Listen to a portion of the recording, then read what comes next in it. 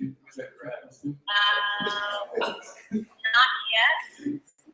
Okay, it says it's live. It says to stop broadcast. Hi, I'm Peter. It's nice to see you, Peter. Thank you so much. And your name?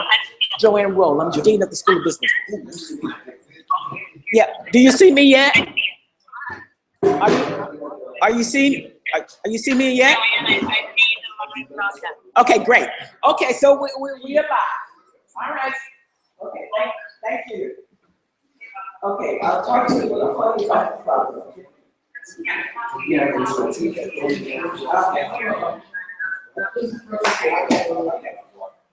Okay, guys, we are streaming live, so when you go in front of the up there, if you can't see yourself on the computer, you're not showing. So if it's all possible, if you can show, because there are a lot of people who want to see you who couldn't be here.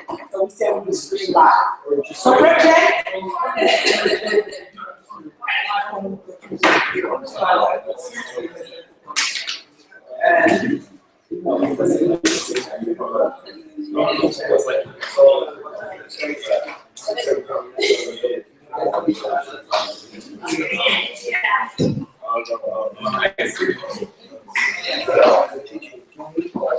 I'm just moving back over there.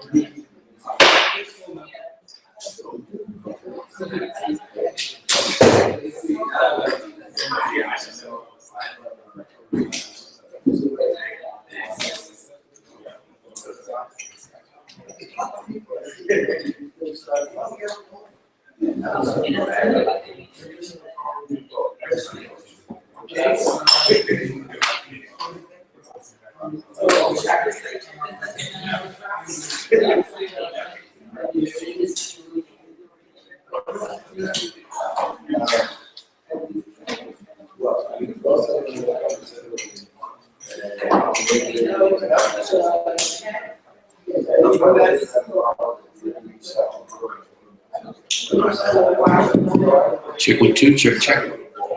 Check with two. Check. 1, 2, 1, 2.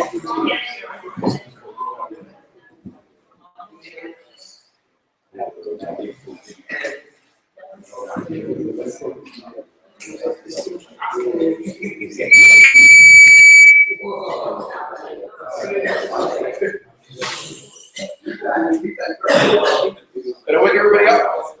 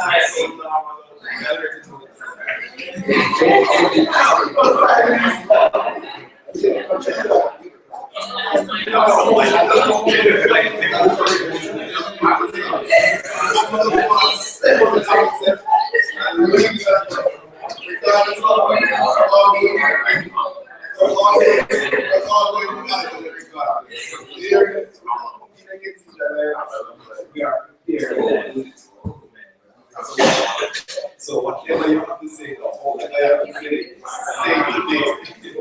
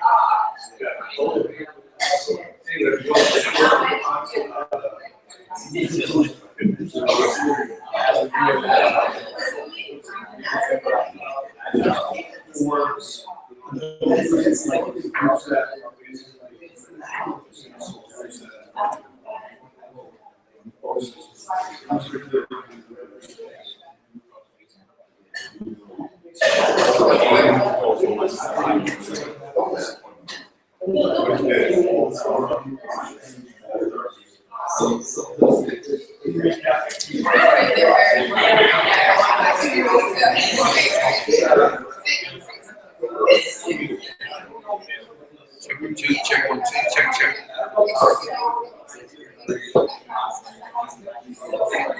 2, check. Check 1 2 1 2 check.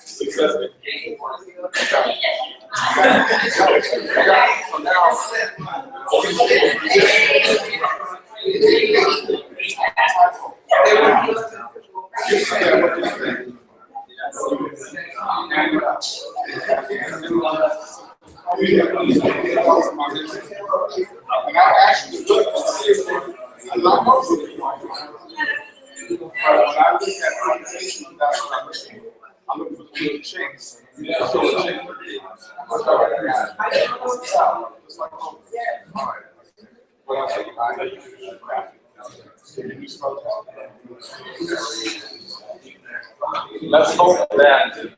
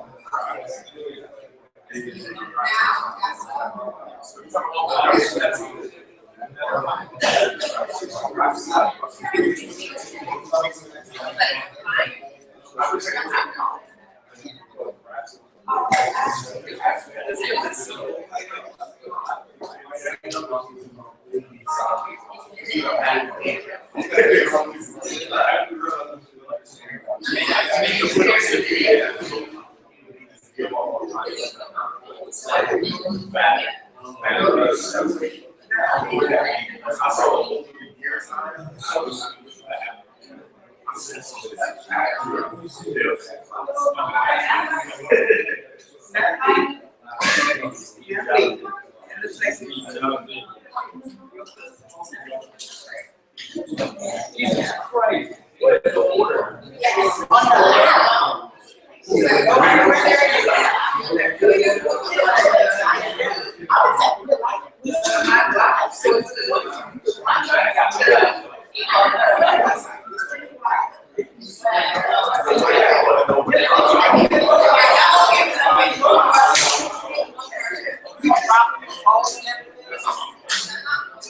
You know what I mean?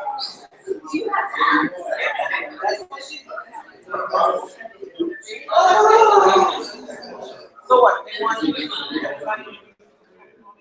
Oh, yes, my track.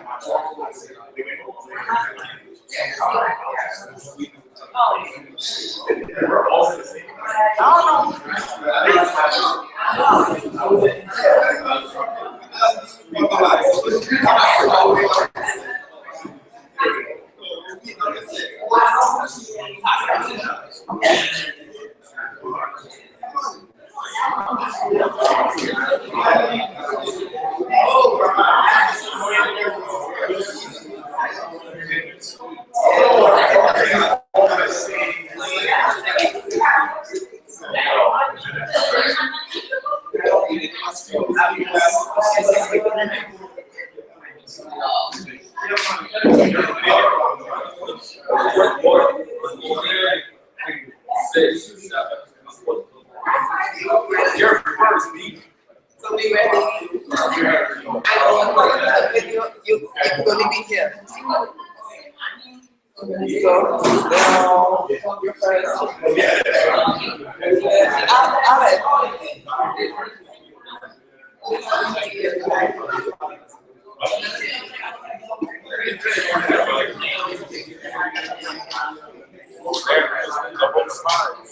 It'll be okay.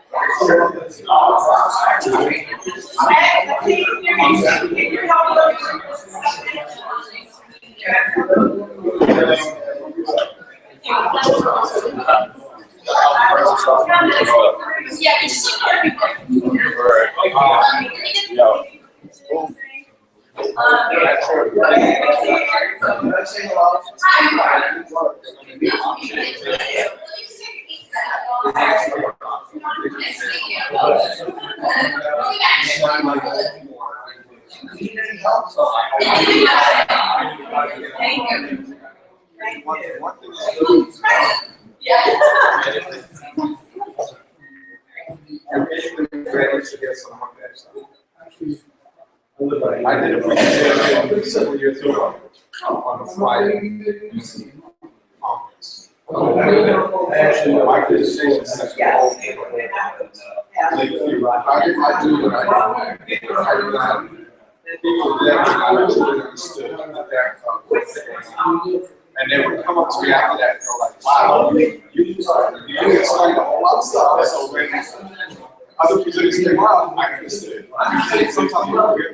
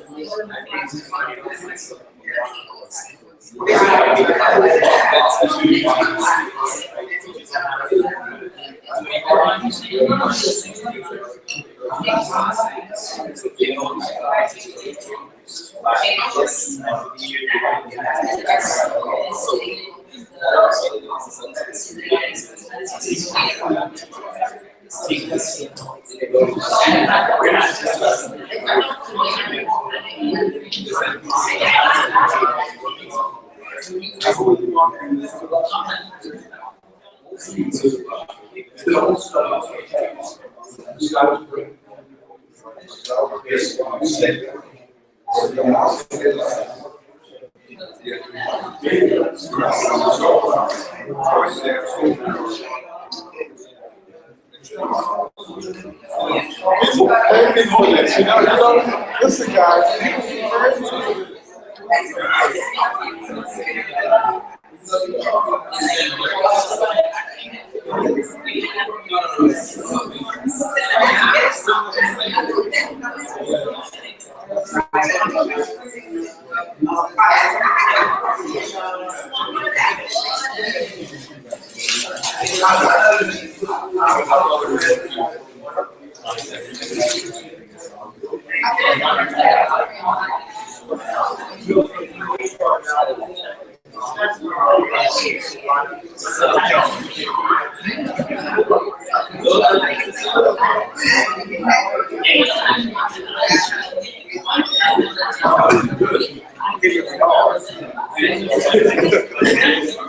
Oh, dear God.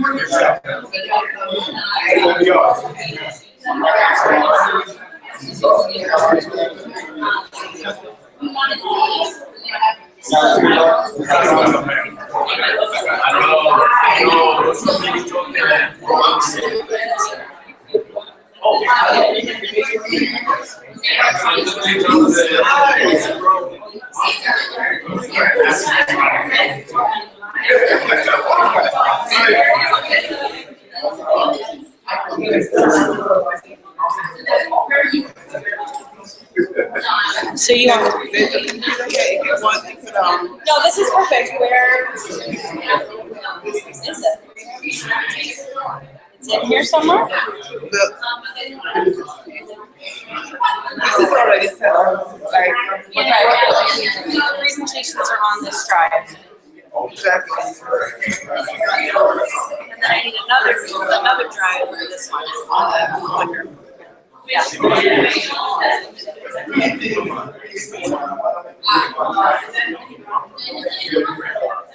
I need another USB drive. This is my class. What about this? Does this mean that I can set up my laptop here? Yeah. Okay, let's do that.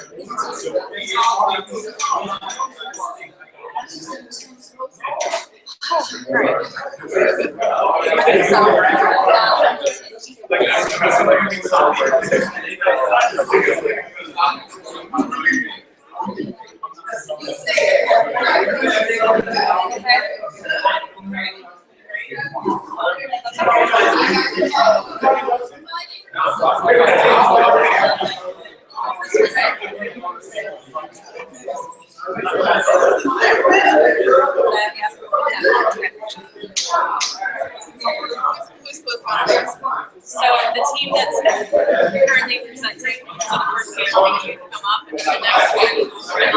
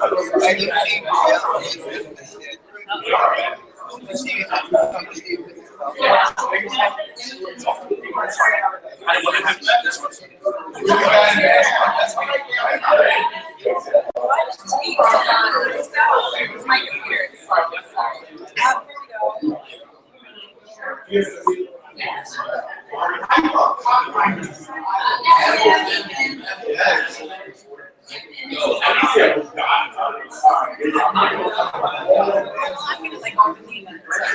We just love you. All right. Good afternoon. Sorry we're a little bit late. My name is Ashley. I've spoken with so you are all familiar with who I am. It's nice to meet all of you. Welcome to the New York City Regional Competition of the 7th Annual New York Business Plan Competition, and good luck to you all. I will be, and I just wanted to give you a quick note. I appreciate all of your patience as we worked through the technological issues. You are the first region to compete this year, and the first one always goes through all the bugs. So thank you for that. And I'm sorry for any heartache or inconvenience that I caused you. Your judges will be seated over here. I'll ask them to stand up one by one and introduce themselves briefly before we kick off. As you know, I'm going to be moderating today and kind of calling the teams up. If you have any problems, let me know. On the board over here, I will have a sign for who is presenting and who is next to present on deck, so you'll know kind of when it's your turn to get ready to go. And I have all of your slides. Somebody emailed me a deck while I was driving, so I can't use that one. It's going to be your old one. I'm sorry about that. So I'm going to ask our judges one by one to introduce themselves and start with Laura, Dr. Schultz, and sorry, you already have, and move our way down, and then we'll get started. Hi, my name is Laura Schultz. I'm a professor of entrepreneurship at SUNY College of Nanoscale Science and Engineering. And over the past 8 or 9 years, I've worked with several startup companies at SUNY College as a commercialization advisor.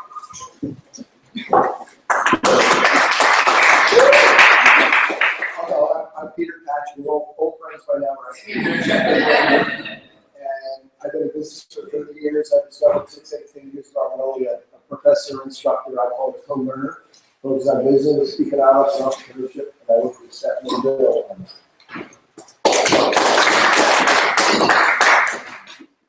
Hi. This is really exciting. I was just over there talking to Iris and getting a lay of the land with you guys. I'm a serial entrepreneur. I'm my second startup. Over the last 35 years, I teach. I have taught entrepreneurship at Columbia University. I've done a lot with pitch contests, and I'm really excited to give you guys some feedback.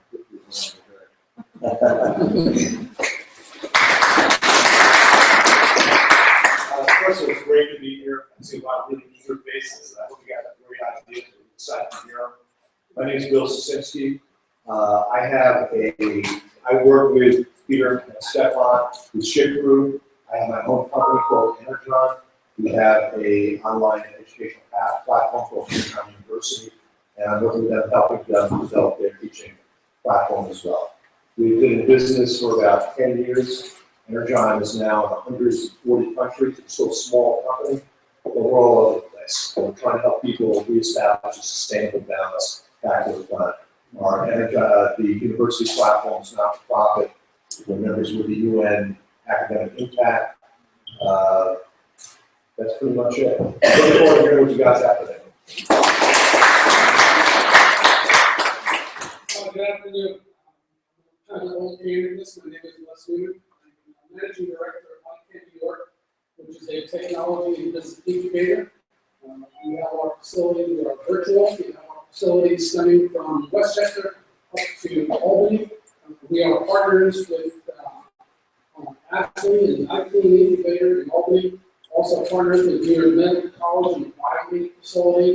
About to open another physical incubator in Newburgh, New York, Fermi, New York, and I've been at this for 7 years, since actually the beginning of the business plan competition. We've seen a lot of great stuff, and I'm looking forward to hearing your pitches and seeing what you know. Thank you. So before we get started, I just want to note, talk about the format a little bit. We discussed how you'll know when to get ready because you're on deck. This clicker has been set up for your use. So just to demonstrate, button on the right is forward, button on the right is back, the button in the middle is the laser pointer. You will each have 8 minutes for your presentation to present your idea to the judges, and then the judges will have 2 minutes for a Q&A with you. Please ignore the time on the bottom, the numbers are wrong, but at 6 minutes, I'm going to hold up the green sign so you know you have 2 minutes to go. At 7 minutes, I will hold up the yellow time card so you know you got a minute to go, you're running out of time. And at the red card, you know that time is up. I'll give 10 seconds after that, I'm going to start clapping and say thank you because that's all the time that you're gonna get. So be prepared for me to cut you off if you see the red sign. So we're gonna start with the social entrepreneurship track today, and you've come up, you are first. Okay. All right, here you go. Okay. All right. Hey everybody, my name is Josh Davis. I'm a senior here at Medgar Evers College, and start by telling you guys a little story. So in August, I got the opportunity to sit on the Blue Ribbon Committee for New York State's education. And they're trying to adopt this program called I don't know if you've heard of it, Obama's My Brother's Keeper initiative. So New York State is trying to do that. And as a student that have worked in building mentoring programs in New York City's high schools and creating a program here at Medgar Evers College, a mentoring program, you know, they wanted to talk to me, from the commissioner of the State of Education, from the chancellor from New York City Schools, to the Board of Regents, Dr. Leslie Young, who chairs the Regents, wanted to talk to me. And they want to know my experience and what can they do to help the next generation coming forward. So as I sat down and I talked to them, I figured, why not try to do something about it? And so I came up with this idea of an app, right? The only thing that separates a privileged student from an underprivileged student is opportunity. So if they're not going to get that in the classroom, why not give it to them on their phone? So Youth Come Up is a way to close the achievement gap. And we're going to talk about that in a little bit. So according to Children's Research Center, improving student engagement may be the best way to close the achievement gap. Statement of need. According to New York Times, the city for the first time has increased the graduation rate of 70%. Despite that increase, Asian and white students remain far more likely to receive a diploma than Black or Hispanic students. These are the graduation rates. I don't have to sit here and tell you guys about the disparities amongst education and, you know, how poor students fall through the cracks all the times. I think we all know that. So pretty much what You've Come Up is about is trying to create an app that's tailored for student engagement. How do we get students more involved? How do we get students to actually pay attention? Well, we have to tailor information for students. So pretty much what we're trying to do now, as I sit down and I talk to Senator Vominette Montgomery from the 25th District, how do we get money to pretty much conceptualize this? How do we make this reality? Okay, we're gonna need to do a lot of things. We're gonna need to be able to have money to do focus groups so that we can scale the different students in the state of New York, from Buffalo to Brooklyn, and pretty much figure out how can we best create an app for them, right? We don't only want to create an app for the students, right, the young people. We want to create an app for the teachers. How do the teachers can be able to communicate in a different way? And also parents, right? We go to some schools and there's only 2 parents out of the 300 student body that goes to PTA meetings. Well, they have a bunch of excuses, but if they have an app that they can ask and create a dialogue in the forum, well then guess what? Maybe they don't need to go to PTA meetings, or the PTA meetings could come to their living room. All right, so this is a chart. I texted my principal about a month ago when I first did this pitch, and I said, hey, what is your school's, how much was our school's operating budget? He said around $1.2 million. But if you take into account the average cost per student by subject, that $1.2 million could go very fast, right? So how do we pretty much target students? How do we get students, right, more engaged? And how do we give students opportunity to get the foreign language, right? The other electives, the science, the English, the math, all these stuff that makes a well-rounded student. How do we get that? How do we put that into an app? So that's what we're trying to do. And this is just more charts. Average salary per teacher, average teacher salaries. This is if students are not college ready and they haven't taken a remedial class. So this is actually my principal. This is me. We met the former mayor of New York, because that school did really well. It was a filming school, and we turned it to an 8 school. And I like to say that I had a little bit to do with that. I created a mentoring program, so I kind of know what to do in terms of how to get students engaged. At least I think I do. I'm getting older now, so I mean, I can't do the slang anymore like that. Oh man. So I'm not going to dwell on this. This is a lack of opportunity for the gruesome statistics. African Americans now constitute nearly 1 million of the total 2.3 million incarcerated population. We can talk about this all day, right? And I don't, but if poor students are more likely to go to prison than to college, we have to do something about that. And I think you've come up, an app will be able to provide opportunities for students that necessarily don't have opportunities in the classroom or in the school. So yeah, that's pretty much what this slide is about.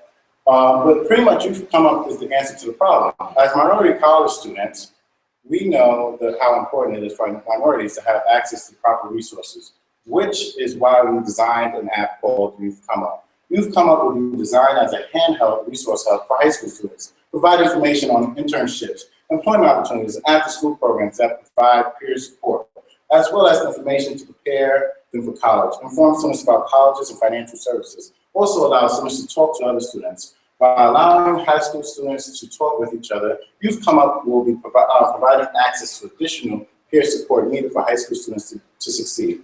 Youth Come Up will be a personal and powerful tool to close the achievement gap. Outreach to student families, like I told you, the families are not involved in some cases. Well, how do we get the families involved? Well, if the family member has a phone, they can, guess what, download an app. And it's like similar to Facebook or Instagram, but instead when you go into this app is going to have a section for students, a section for administrators, and a section for family, right? So when you go into this app and you click on the student, well, it's going to pretty much give you student services. Same as for administrator and parents and families. Why not? Many believe that high school students can simply Google information on after-school programs or college readiness programs. However, it is not that simple. Information on programs is spread across many different websites and can be very overwhelming. Googling something, how do you find the right, whatever it is for you, right? It can be a little bit difficult navigating that. This app is designed for simple navigation in which a student can simply select a category such as internship opportunities and find legitimate opportunities in that area. That data from app analytics provided Flurry has found mobile smartphones users spend more time on apps than websites. Of 2 hours and 42 minutes per day they spend on their phone, 2 hours and 19 minutes, 80% of them are spent on apps in Google, and 14% of that time is spent on Google. So we have some competition, but these like World Lens, for example, it's a great app for some students or people that want to pretty much, how do we translate this word from English to Spanish? But it's not really tailored for students, especially the student population that we're trying to get. So pretty much, to wrap this up, the traditional classroom setting is soon going to be obsolete.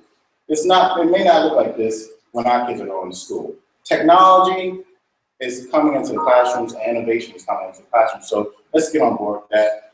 Help be a partner with Youth Come Up and we can change some lives on today. Thank you.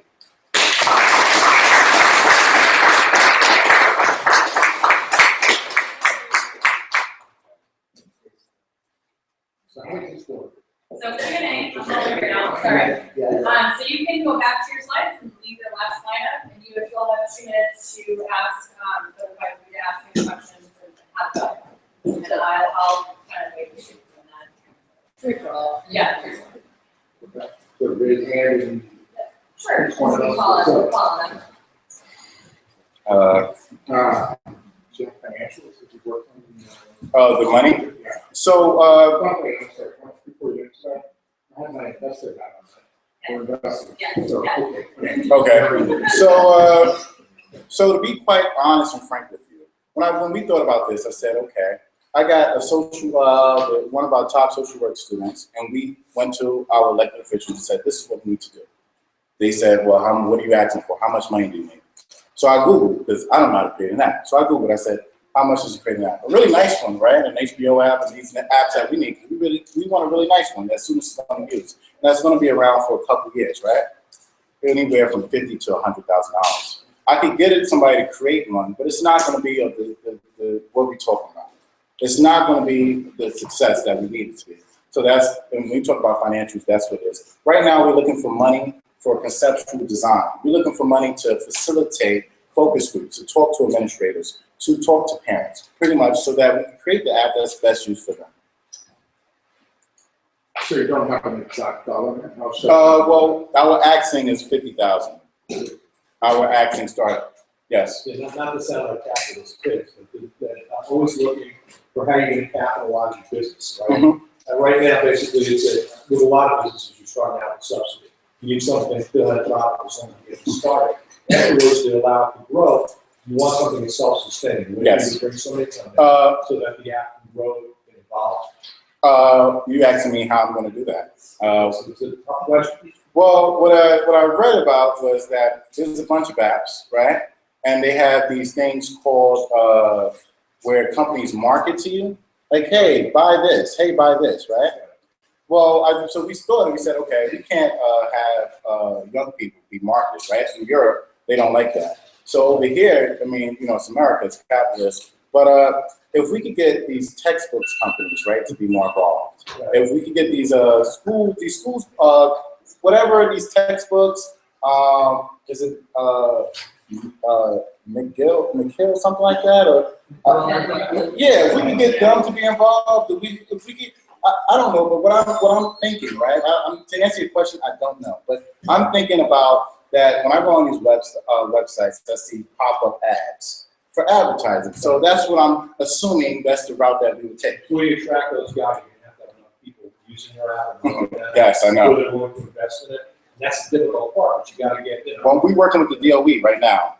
So we're trying to get some money from their budget, but it's looking real difficult. Yeah, we'll give that money these days too. Yes. I'm interested in both the financial side and the social benefit side. Yes. And a little coaching from Pierre Medgar, the guy who started eBay. Mhm. He said, you know, he had the idea on Friday, he got it online by Sunday. How soon can you get a version of this app online? And it doesn't have to be fancy. It just has to begin to provide a demonstration of what it can do. Okay, so we're looking at Blackboard and CUNY first, and they need some work because I feel like those apps and those websites are not tailored for students. So how soon can we get it up? We are looking by the end of this year. Thank you very much.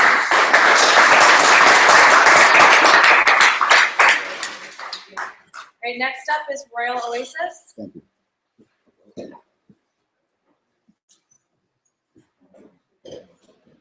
Thank you. Royal Oasis. Okay.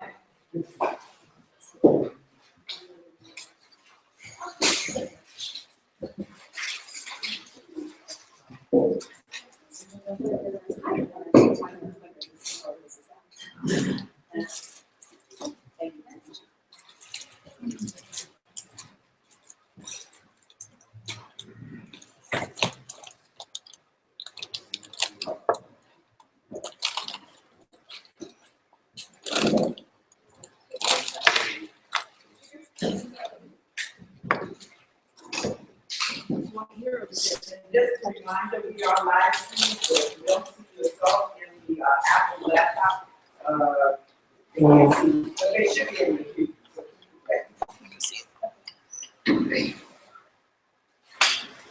Good afternoon. My name is Shakira Mercier, and I'm a student here at Medgar Evers College. I'm currently graduating in this coming May in accounting, and I have my associates in business administration. I'm from Brooklyn as my business, Royal Oasis. First, I want to start you off with is my business is a fashion jewelry line, and it's infused with ancient history. Now, I want to take you through a story.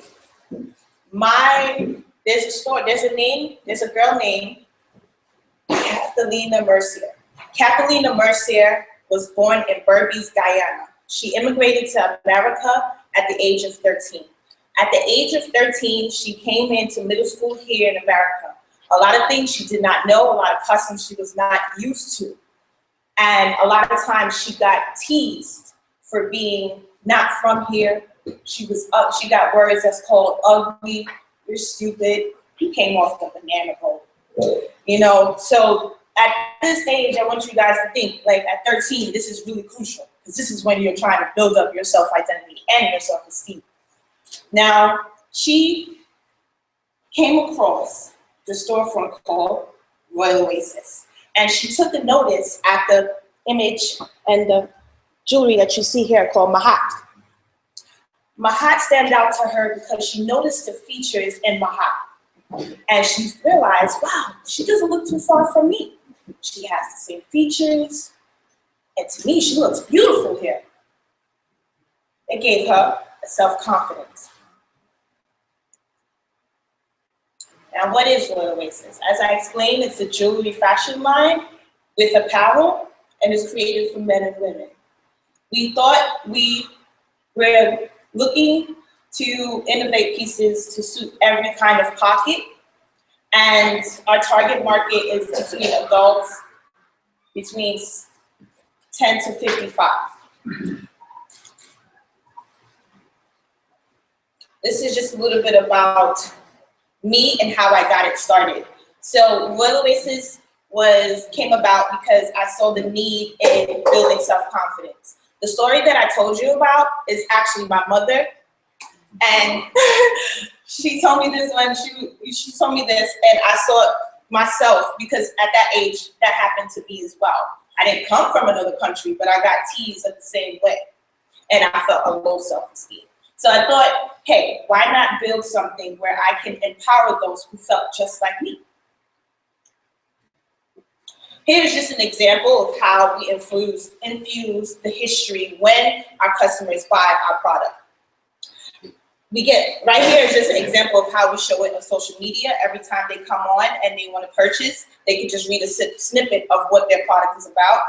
But when we deliver it out to them, they get like a cool royal fact, which is similar to the Snapple fact, and they get it in a card just briefly stated.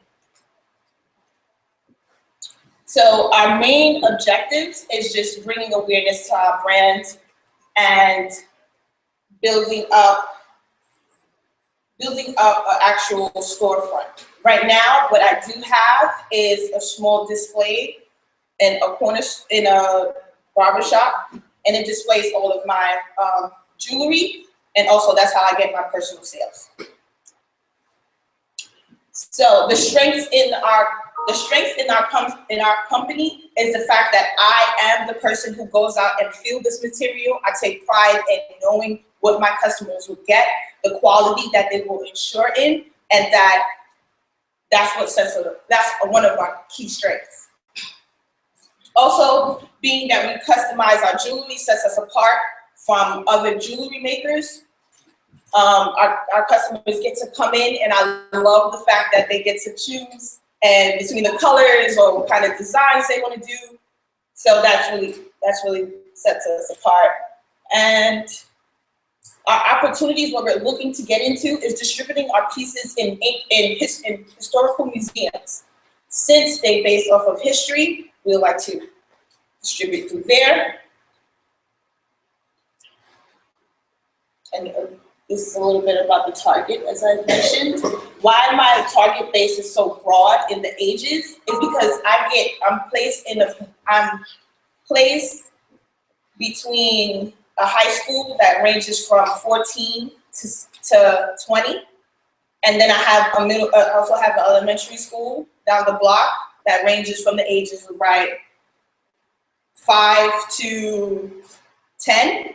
And then I get the regular adults that come into the shop that passes by. In the marketing, right now we're using big on social media. That's how we get most of our customers. And we use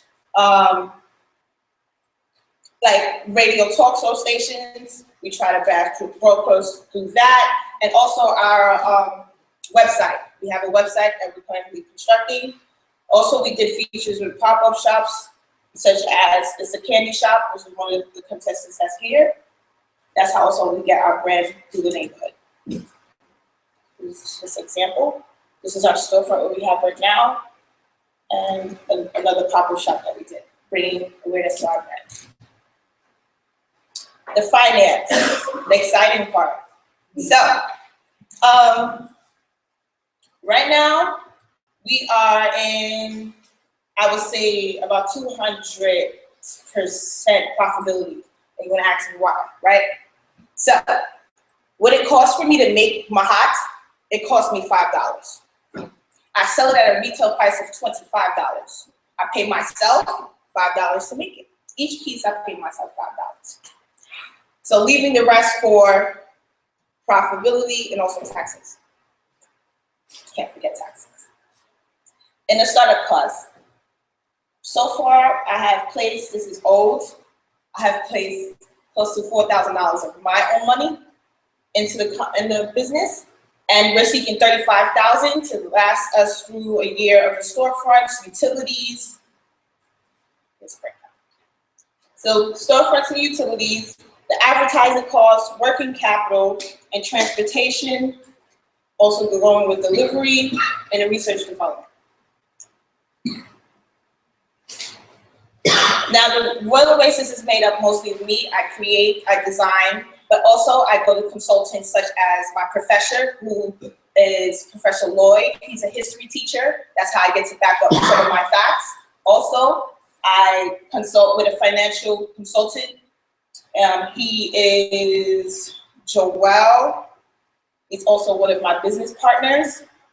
And I have an advertising, which is Angie Kaimi. So just researching some of the materials and some of the competitors that's out there, you know, starting at this price, which are fairly not too off, and I think I'm setting a good price at below in the same material. So this is just a reminder of like how good Royal Oasis is. So this is just a quick snippet of the holiday spending on how people spend on jewelry. Okay, thank you. Thank you.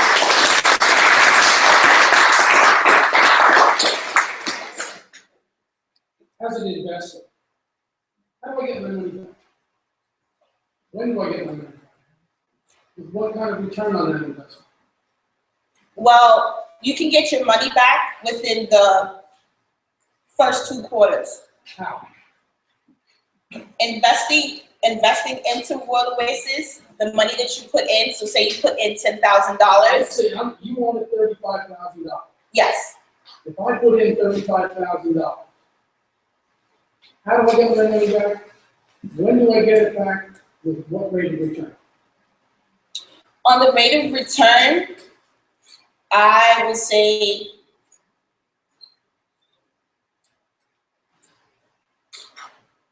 well, I would say to get us to $35 to pay you back, it would take us a year and a half. On a year and a half, you can receive the $35 back, and I'm just not too What are sure. your sales to date?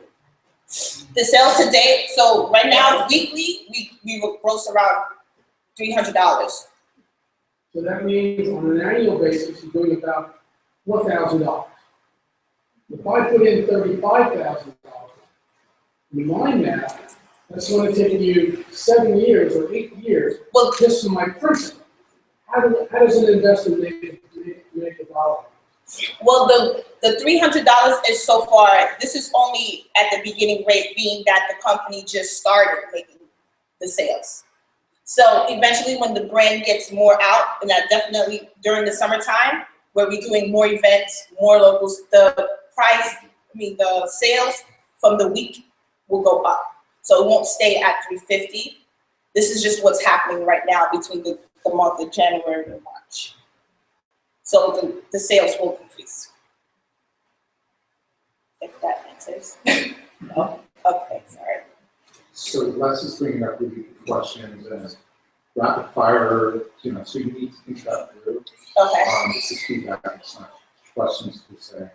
I think you did a good presentation. I think the forecasting is what Les is really addressing. It means, okay, 5 months or 1 year, you know, depending on what you just told them, right? I can piggyback in 2-3 months or whatever. Think it through. Okay.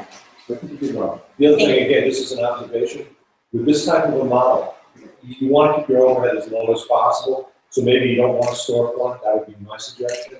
What you need to find is active distribution. The idea of taking it to museums, particularly history museums, that might be a really good way to package it.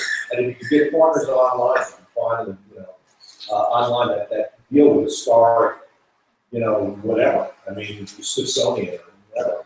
If you get them to carry that's going to save you a lot of money, because, the money you make is a balance between how much you take in and how much overhead you have, both producing it and marketing, right? Yes. And for you, for this type of a product, you've got to really reduce your overhead to keep that under control. You have a lot of options, it's something you can't sell online, you can sell from other people's outlets. You may make a little bit less on it, but your overhead's going to be a lot less, so you have much more product. Okay? Great, thank you.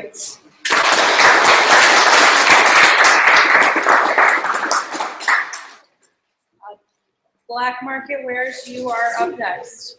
We're gonna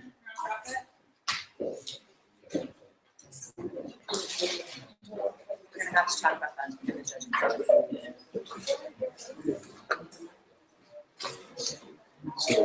Yeah, how do I do it as? Yeah. It should. Full screen mode, here we go. Yep, it'll work. Here you are. Here you are. Thank you.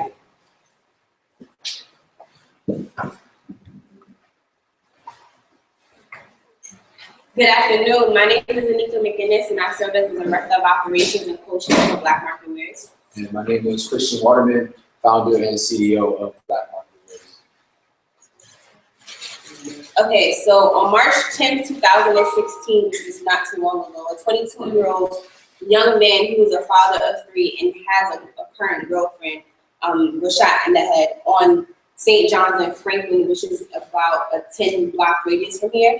And on the left, on the right, you can see MS61 is a school that I've taught at for the last 2 years, and also a school I attended while I was in junior high school. A young boy this past Wednesday brought a gun to the school. My little brother currently attends that school, and this is the problem that we're facing right now with gun violence.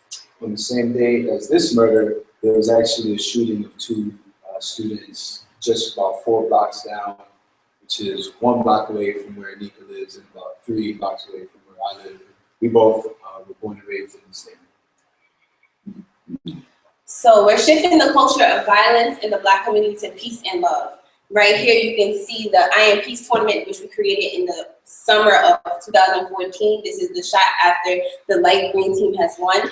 In the middle is our Garnet Community Dinner that we had on January 8, 2016. That's me with some of our youth that's in our programming. And on the far right is the I Am Peace 2 tournament that took place August 8th of 2015. This is our prayer circle right before the tournament started. So this is peace, love, and unity.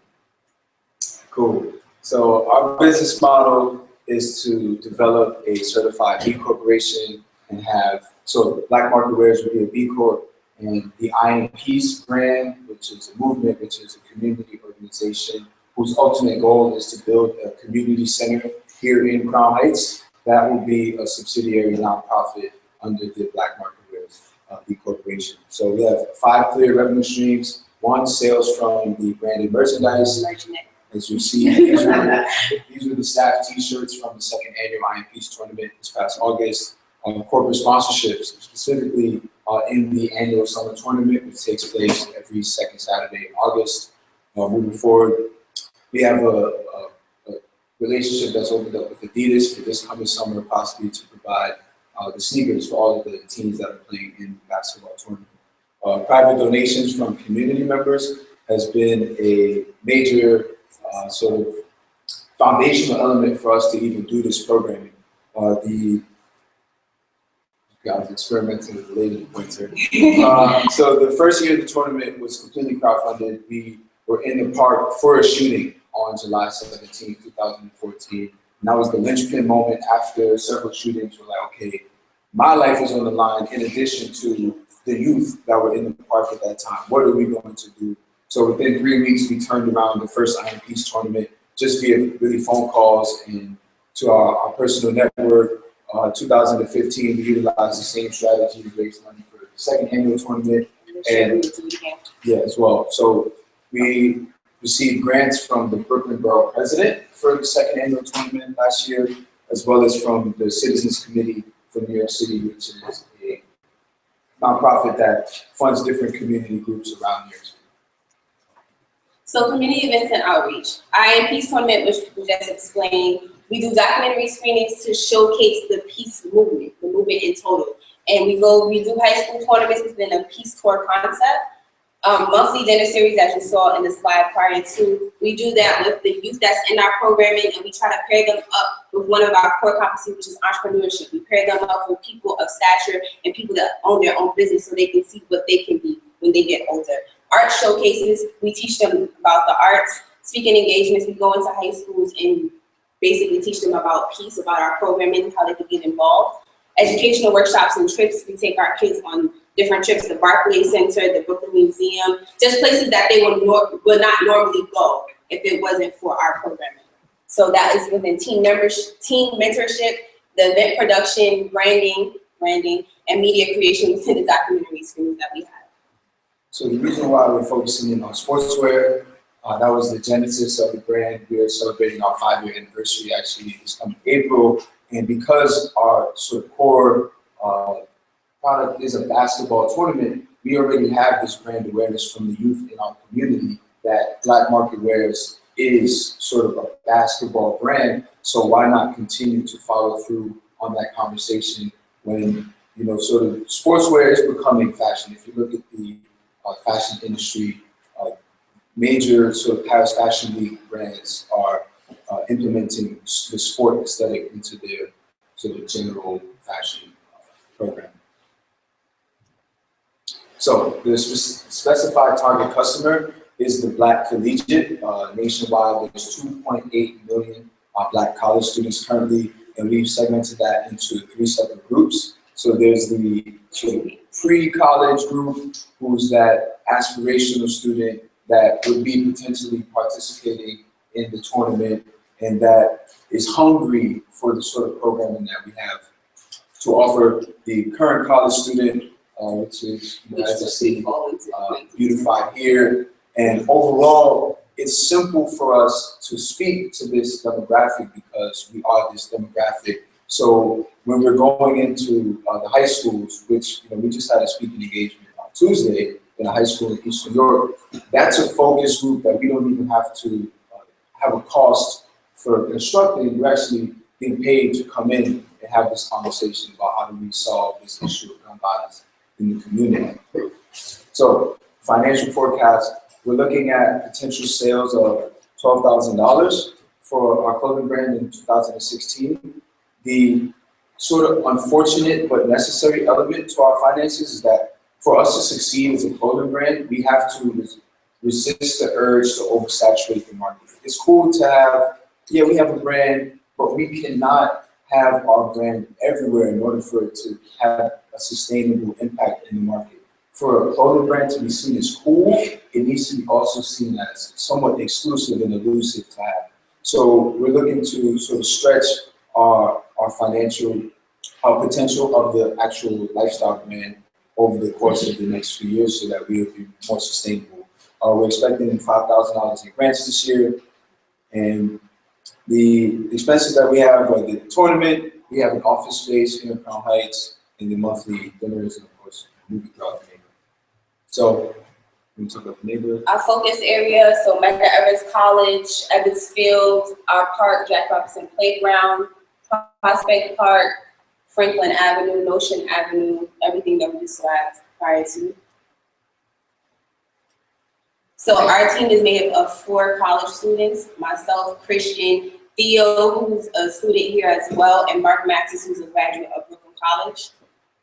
And some of our partners is outlined here. So SLAM is the most prominent basketball magazine in the nation. Brooklyn College, Black and Latino Male Initiative is equivalent to the Male Development Center here, Citizens Committee for New York City, as he explained. Brooklyn Borough President, the Haitian American Caucus, Gluten Free Bar, Brooklyn Greenery, which is not too far from our office, and the Uber Shop, which is our art collective. Cool. So it's been an awesome time to share this space with you. Thank you for your time. God bless.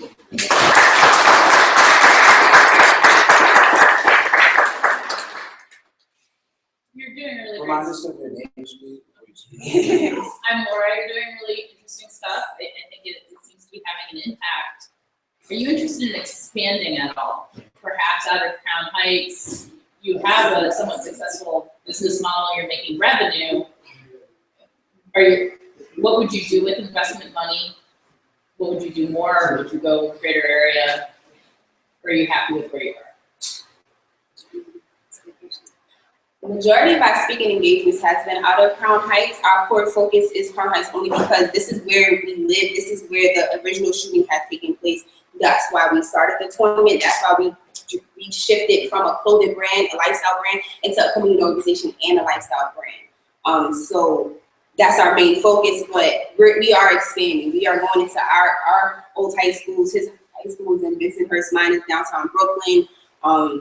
One of our members, Mark, who's a graduate from college, is from Long Island, so he doesn't have the same struggles that we have, but he sees it being a part of our organization as well. So we're expanding. So we want to, like home, you got to start home first, and then you expand out.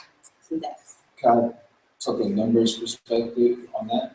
I would say for Black Market Wears as a brand, doesn't require as much as IMPs would financially, right? So if the ultimate goal is to develop a community center here in Crown Heights, that obviously would impact students from around Brooklyn, but that has a cost of, sort of umpteen millions of dollars to really operate a community center. So more money is needed there. The annual tournament sort of is never really going to cost more than $5,000, and the brand, as in terms of product, should be self-sustaining over the course of the next few years. Again, you have an idea that's issue driven, which is important, right? And right now, Black Lives Matter is huge. I mean, there's big issues with it across the United States. So you have a big base to call upon for support of this. But what you're trying to do, if you can get some, rap artist or somebody who's really popular, who's brought up in Brooklyn, to get behind your brand, wear your t-shirt, get people aware of what you're trying to accomplish, that you're trying to build a center, you get a lot more money attracted to it. And you need the money. Money is financial oxygen, okay?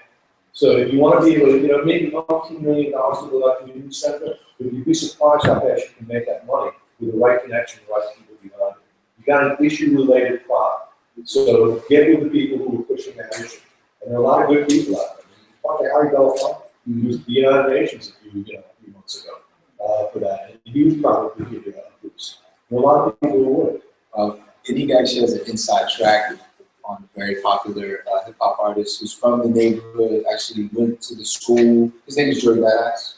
well, his name is Joe Vaughn Scott to me. I mean, that's very our neighborhood, but there are artists across the United States who get this in 1 second. This is a really important subject, and you're in a good issue, and you get people back, So don't be afraid to ask. Write letters. Be brave. You'll see how fast you get good people. You're good people out there to support you. All right, thank you.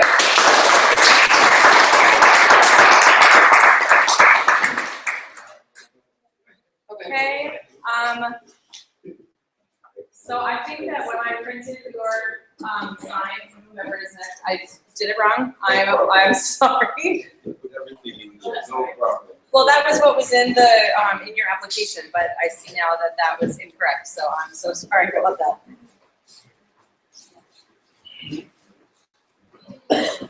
As they said, on deck. Well, I'm presenting now, so yeah, all right. Yeah, blessed love and greetings. Thank you all for coming. I'm O'Meal Morgan. I'm here to present here a solution to problem that we find in our community immediately. This problem is inequality. Inequality in relation to food, inequality in relation to income, inequality in relation to justice within the criminal and justice system. IRS ITAL is an organic natural food co-op and we use the cooperative model within our business model to be the solution to the issues that we have found. Food could be your medicine, and it is your medicine. So we say make food your medicine and your medicine your food.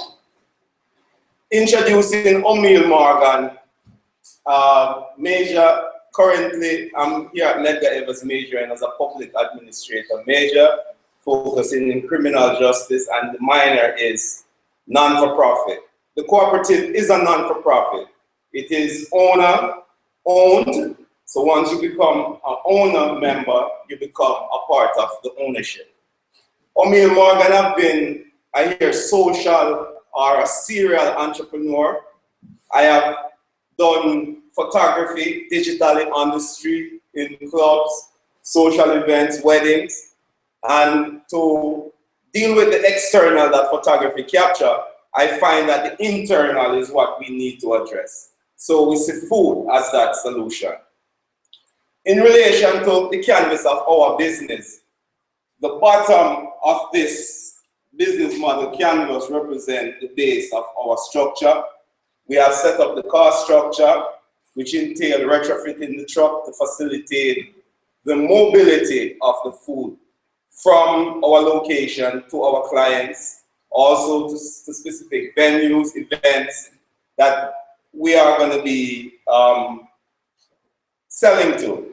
So we have the cost structure, we have a revenue stream, and we basically discuss a few of our key partners in this model.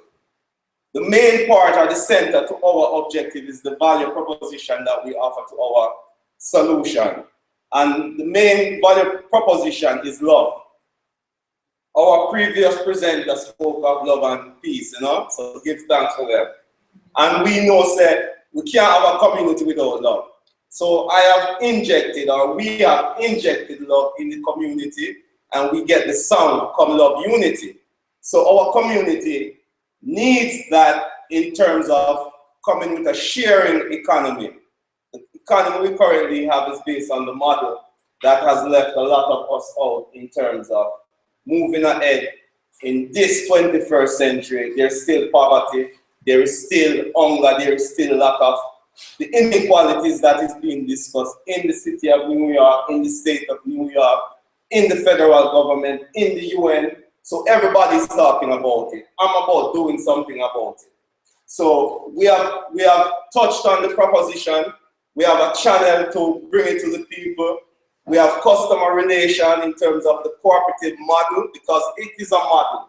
SBA, Small Business Administration, has the cooperative model, which basically entails changing the paradigm. It's a paradigm shift, because those who are left behind in terms of sharing, although we are all sharing on social media, yet there's no cooperative entity in terms of the economics.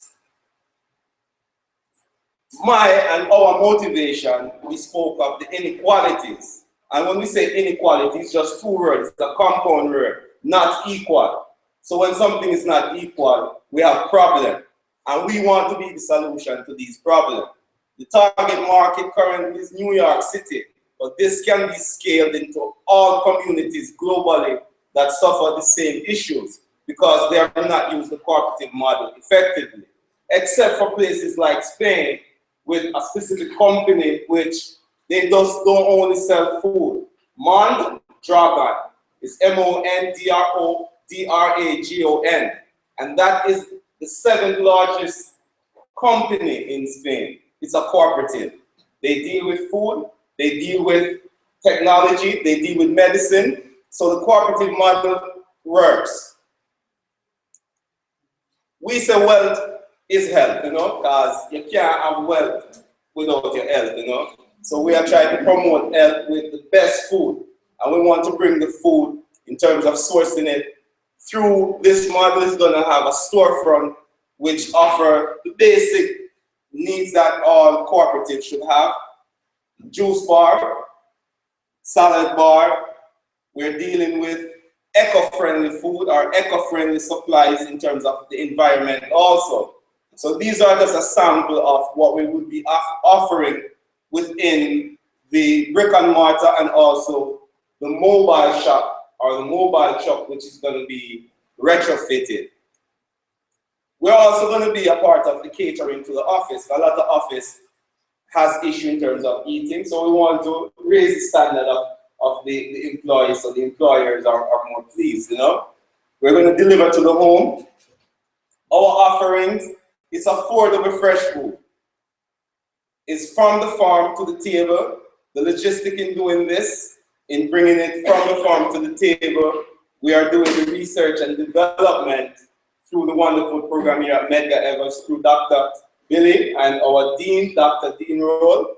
And we are currently in the startup phase, our pre-startup phase, in bringing this project to the community. Basically, we are saying become a co-op member. And when you become a co-op member, you buy into a shared economy. So initially, we are anticipating a $200 investment that once you're invested into the cooperative, you're automatically a member and an owner. Within that member ownership, you're able to basically help the community in these 7 principles that the cooperative is basically structured to address. It's voluntary and open, democratic control, so one individual, one vote.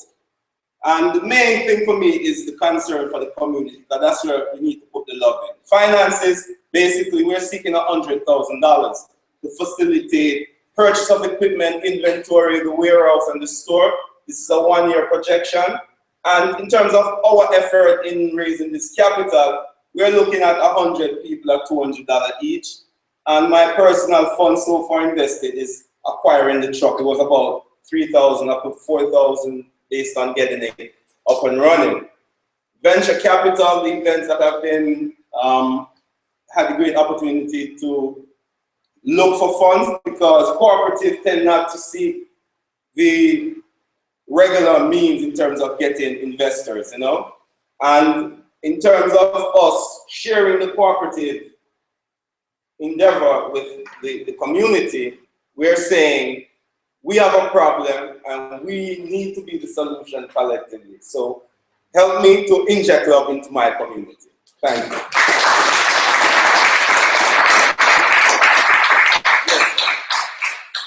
Just a little background. I was in Ivory Coast working with coffee cooperatives about 40 years ago.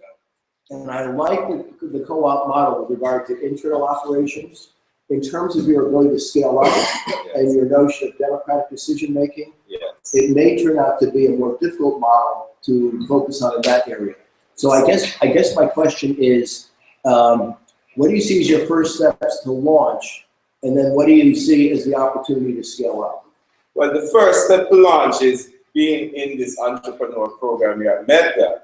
And we are currently doing the necessary steps in doing the market research in my community.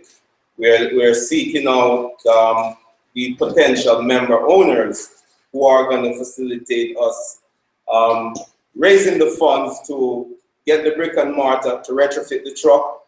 I personally am currently involved in many pitch competitions since getting this great opportunity again since December.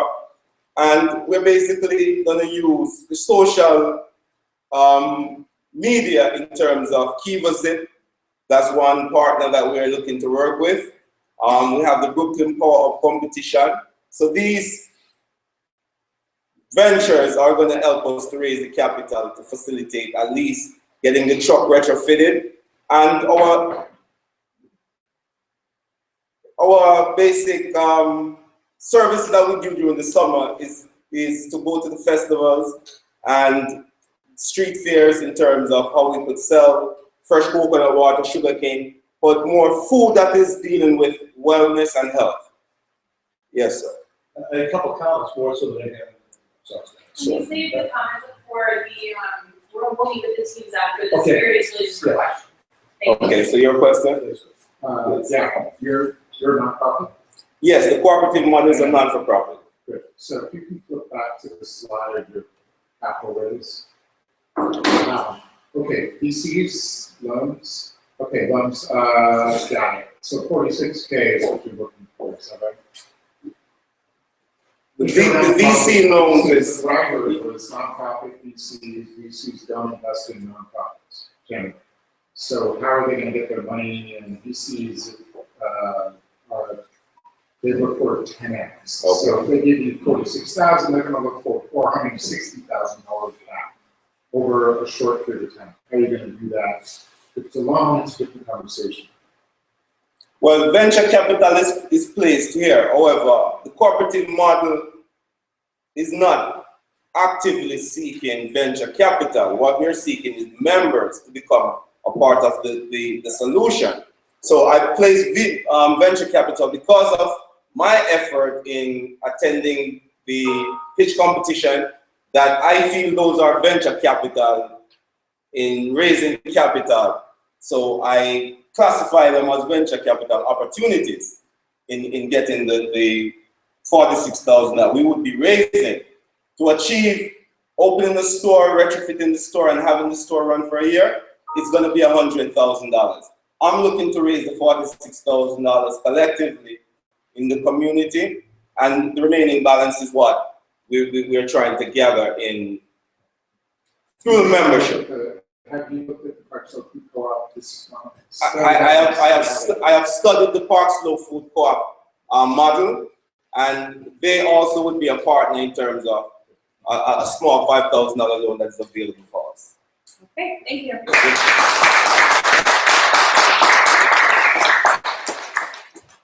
Team Candy, you're next.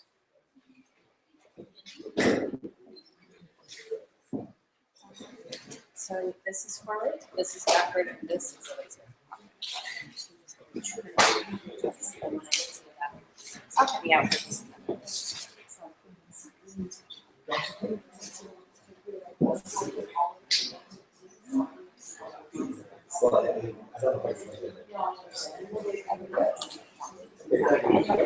Yes, all right, whenever you're, yeah. Hold on. Okay. All right, whenever you're ready.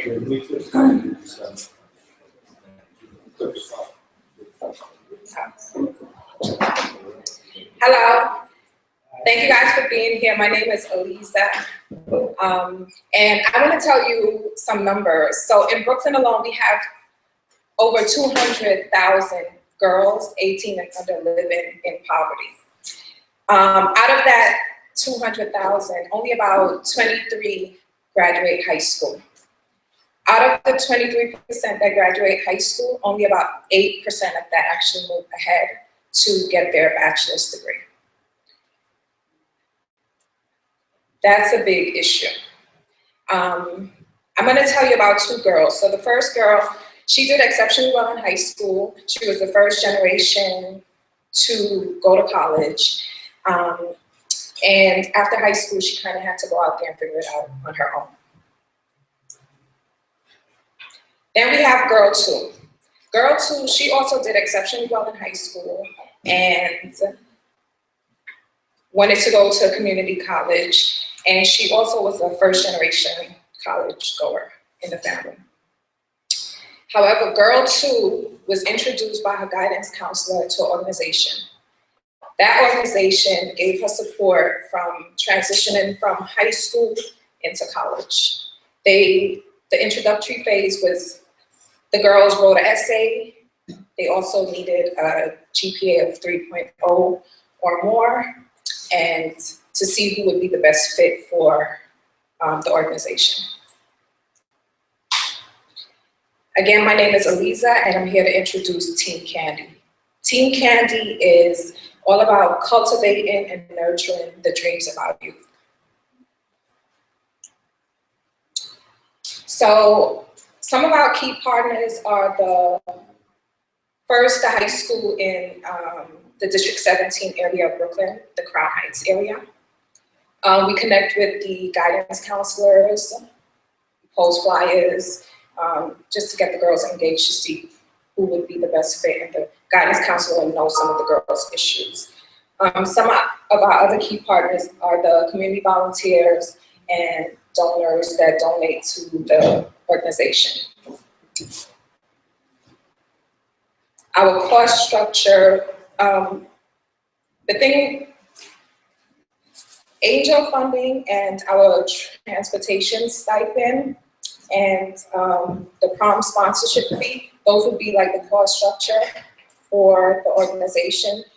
Everything else we kind of got donated to us or grants. So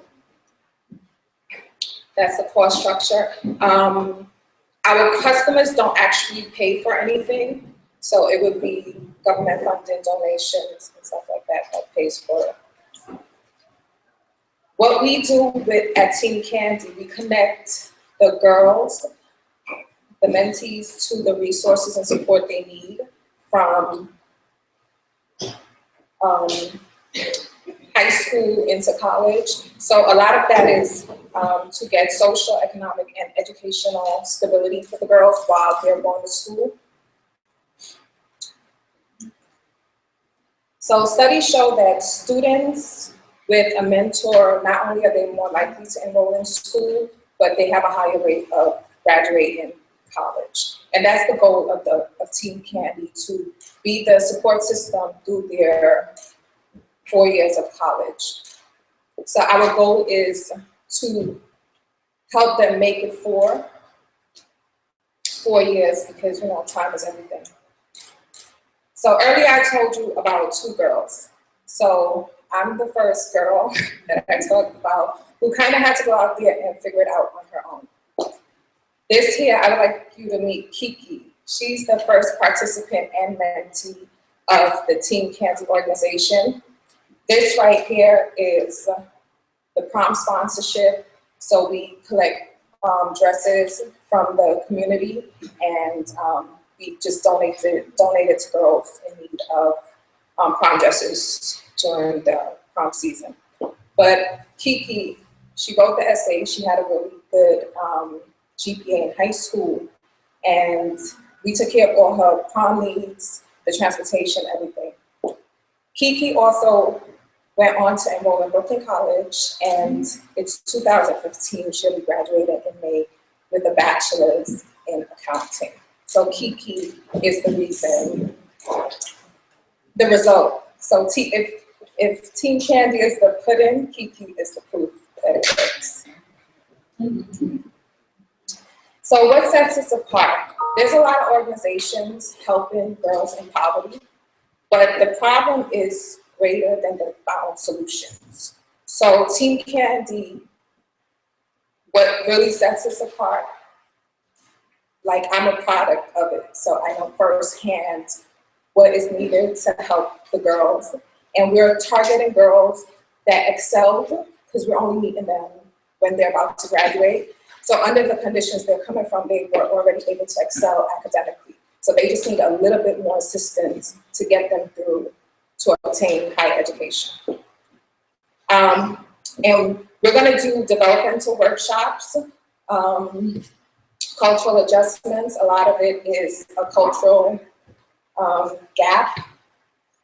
We're gonna help navigate, life, education, career challenges that these girls may face. If we could we're also gonna find internship opportunities for them in places that they like. If you like what you're doing, you'll probably stay in that job longer, which would take away the financial slips or mishaps you may have in, going back and forth to school and so forth. And the angel funding and the transportation stipend that we're gonna give to the girls. So right now we're only targeting girls in the Brooklyn 17th district in Brooklyn. So we could assist over 500 girls when we include the prom dress drives and the mentorship. But the mentorship is a small section of it. The prom dress drive, that's just to give back.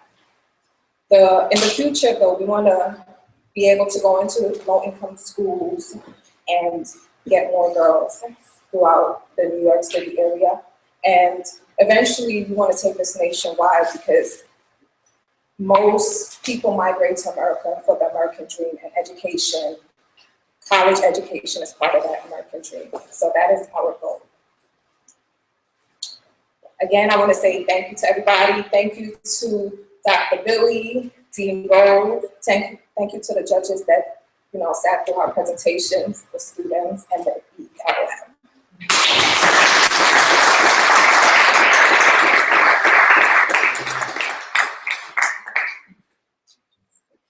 It's a cool model. How do you make money?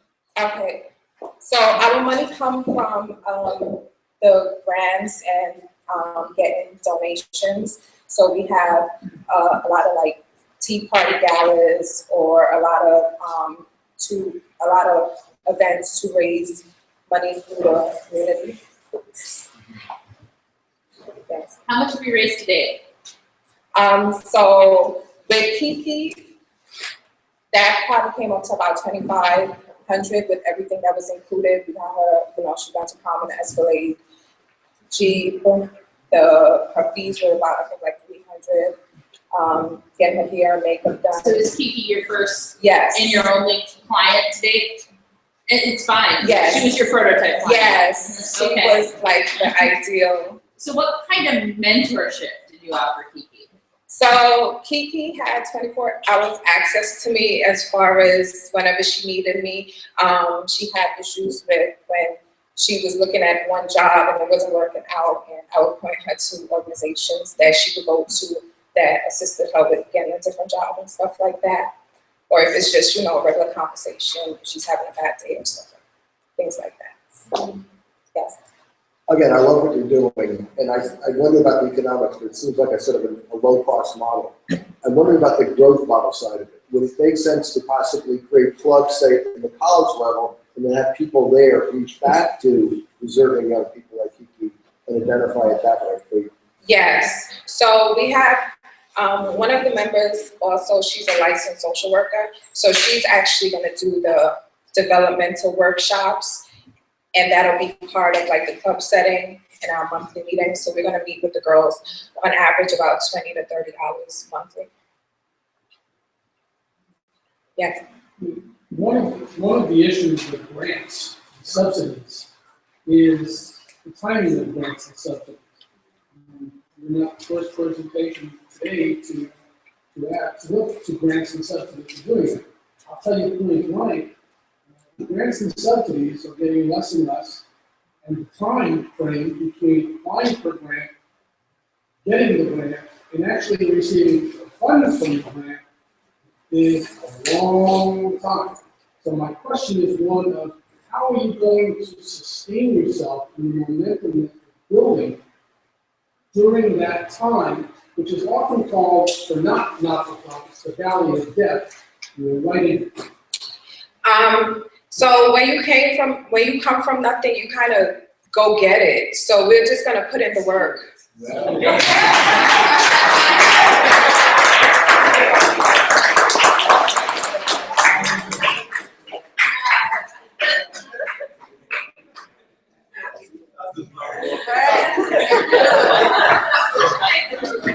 Okay.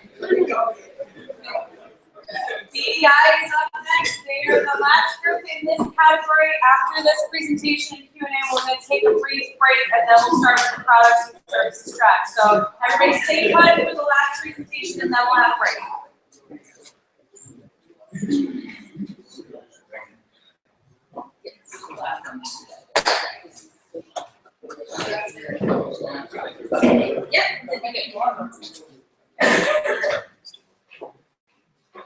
Good afternoon, everyone. My name is Alexis, and I am part of BDI, and this is my partner. The cell phones. Okay, what is BDI? BDI is Business Development Initiative. And what we are trying to do is to try and help small businesses grow. There's a problem in our community. Small businesses are being eaten up by big companies. So this means lack of jobs, lack of opportunities, and they are being taken out because they don't have access to resources. They may not know any contracts to go after or ways for their business to expand and help out. One great way to look at a way for the company to dissolve is through Walmart. Walmart has gone into communities and have taken out small businesses because they have access to more resources. And because they have access to these resources, they can make their products cheaper. So what we are hoping to do is to help these companies grow, help them stay around, help them to be relevant. A small business is the crux of the fabric of the American economic system.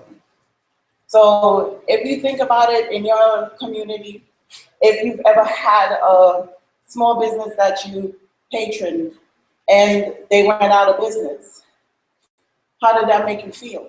This is something that you were attached to because you knew the people, they know you, and even the workers could be your neighbors, they could be your friends, they could be your family members.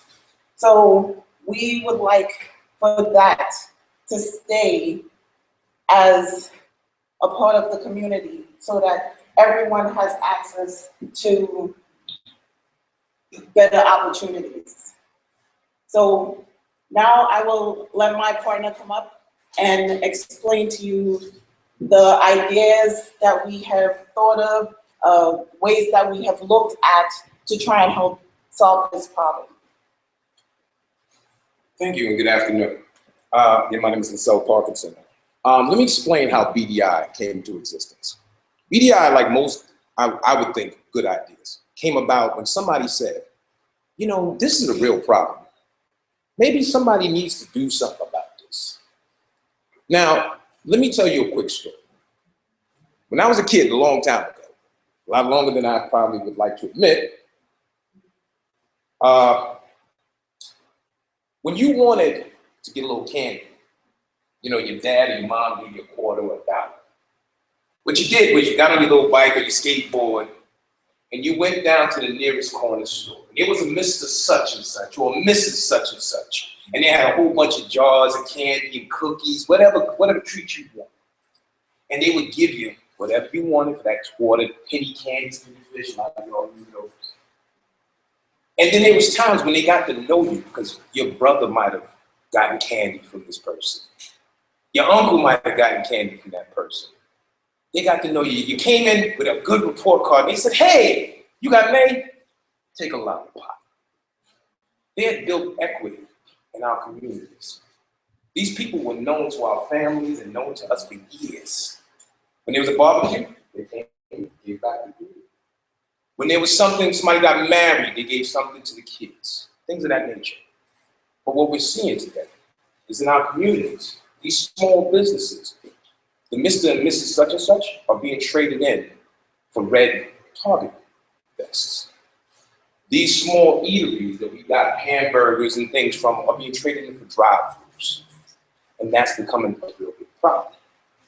In my incarnation during the day, I work with small businesses every day. Let's look at what New York State defines as small business. A small business is any business with $3.5 million in net worth and under 300 full-time employees.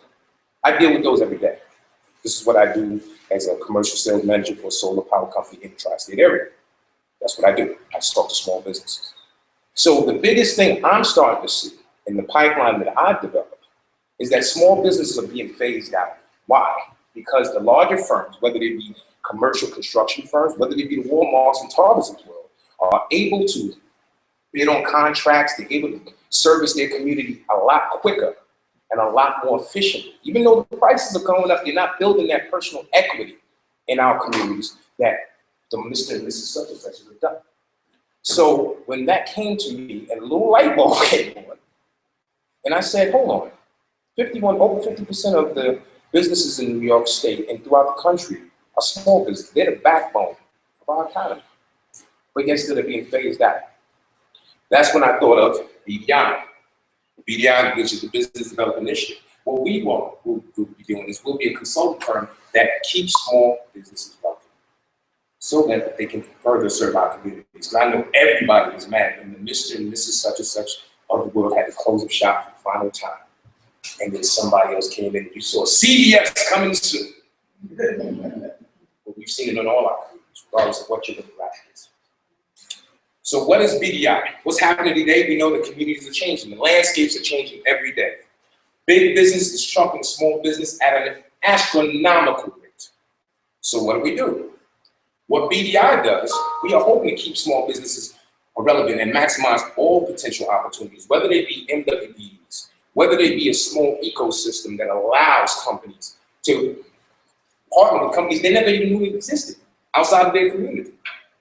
Now, how are we going to make money?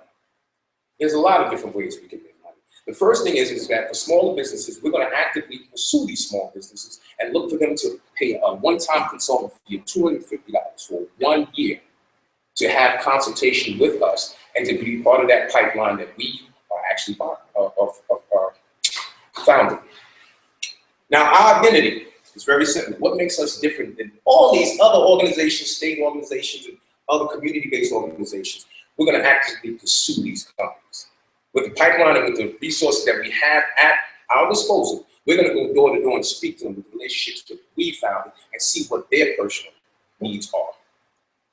Our key partners are the same people: Canva, SBA, SBDA, NAMA, and we're going to further seek partnerships with other companies and other organizations that we may not have any knowledge of.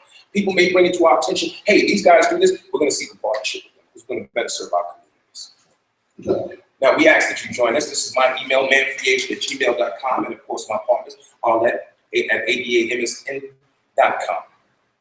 That said, on behalf of all that, Alexis and myself, we thank you so much, and we open this up for questions.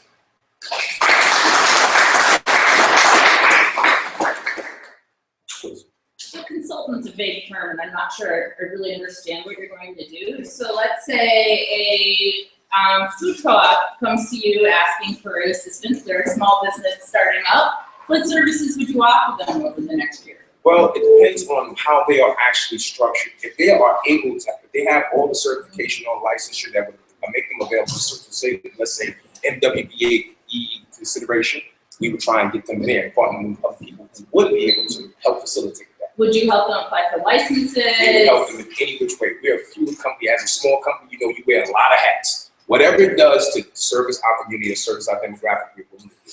So we would go over whatever their liabilities are, whatever the things, the problems they have, the challenges with getting these kind of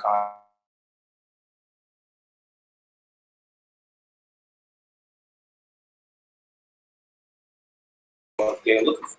And stay part of their talk model. We would try and connect them to the connection that would be necessary for their business to start. Another thing is we would like to have them be innovative. So any way that we can leverage to grow more, or something that they haven't thought of, if it's something that they can get into, we would present that to them also. There's two questions. First is, that slide, if that's your current list of projects, or that's... Those are the current list of people who we've reached out to or that we actually have connection with. Yes, sir, we do. And, second is, $250 in a year, and you're working your ass off for each of these things. You know, startups are really hungry for information. How are you going to do that? It's very simple. The consultant fee is an initial fee. Once we get an idea and just what it is that they're actually looking for, their target client, their client profile, and we can understand if we actually have some connections for them or where they can actually maximize their potential. Then we go from there. Like for instance, let's say for the sake of argument, to be more specific, that you had all your licensure, you had so forth and so on, but MWBE was not a consideration for you. Then it would be consulting. I would just try and connect you with people within our database. But if you did not have licensure, you did not have certification, then it would be another fee that we would have to, but we would actually go about the process of putting you in the best position for MWB's consideration. So the 250 is an initial process. Yes, sir. And based on that, you figure out final picture. Right. And make the connections. Most of what our experience has been that most of the owners of these small businesses, the biggest resource that they don't have is time. They know about this, they're aware about things, but they don't get around to it. So if they can have somebody that they consider to be knowledgeable and somebody who would be trustworthy to handle that, they'd be more than willing to pay that spend price. Plus, if we sign them to a contract, like a government contract, we will be taking 10%. Which means we have a vested interest in this. Please. I'm listening for the areas where you think you'd be most successful. A stronger business model to defeat a strong organization like a Target or a Walmart. So are there any particular kinds of businesses where you think you can develop particular expertise to help them, add more value or achieve lower costs? Well, actually, in our community, we don't think that a small mom and pop is going to try to compete with a Target or whatever. But the thing of it is that we want them to be successful in they reach. Target, Walmart, and Walgreens are always going to be successful. Those are global conglomerates. But at the end of the day, we want these businesses to continue to support our community. They want us to continue to create jobs in our community. We want people to continue to think about being employers instead of employees. So that's what we do. Plus, like I said before, with contracts, with the New York State, 30% of all contracts has to go to a WME. So that is one way that we will be trying to focus on helping these small businesses. Okay, thank you. All right, we're going to take a 5 to 7 minute break max. So we got to catch up on some time. Please feel free to help yourself to the refreshment. The bathroom break, this is the right time. Or the ladies. Always right.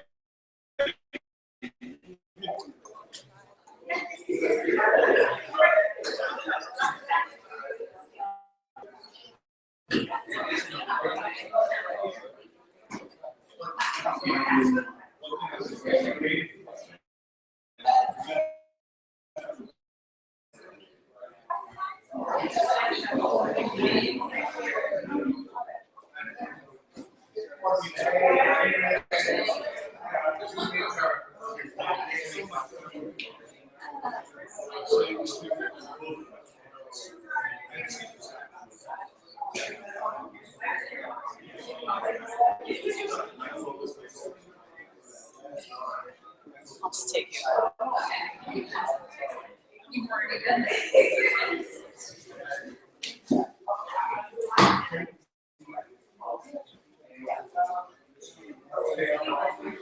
I hope I answered your question somewhat.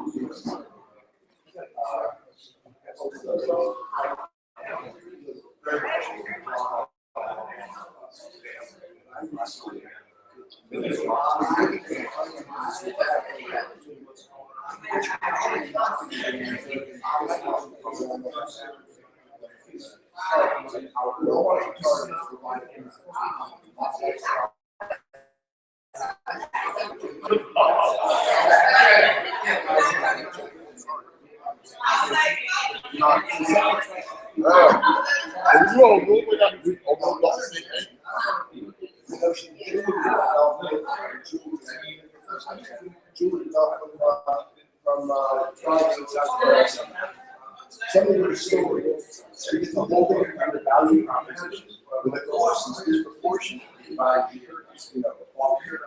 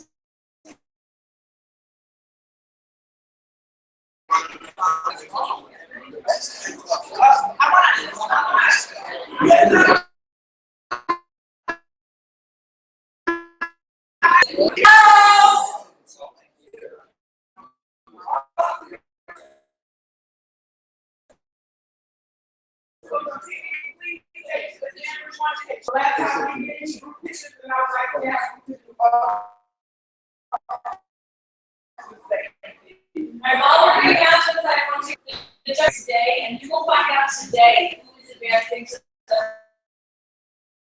final. So you need to stay if you're in announcements.